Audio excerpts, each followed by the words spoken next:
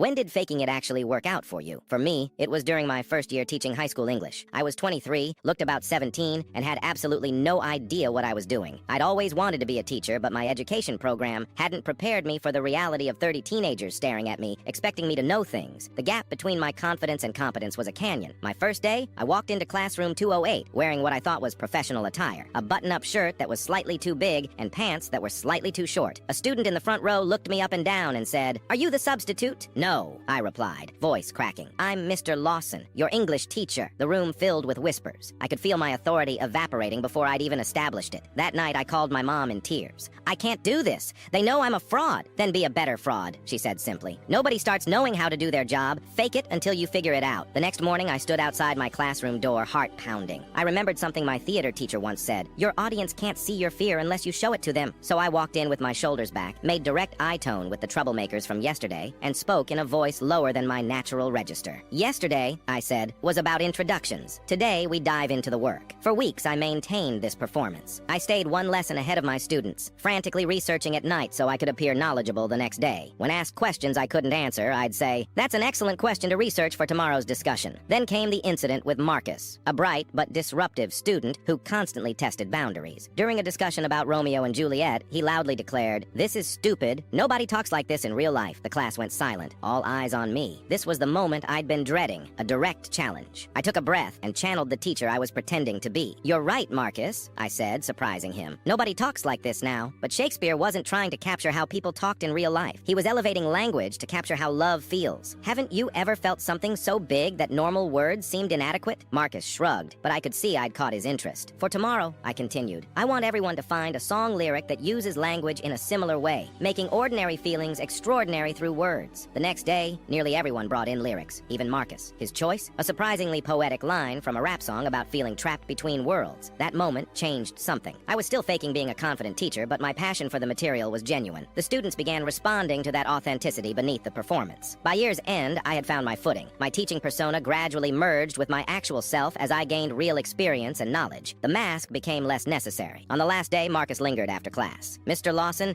I wanted to thank you," he said awkwardly. "I never liked English before, but you made it not suck. Highest praise indeed." Years later, I still teach at the same school. New teachers sometimes ask me for advice, looking desperate and overwhelmed. I tell them what I learned. Teaching isn't about knowing everything. It's about being honest about what you do know, curious about what you don't, and confident enough to guide students through that same journey. The faking it part, that was just the scaffold I needed until I could build something real.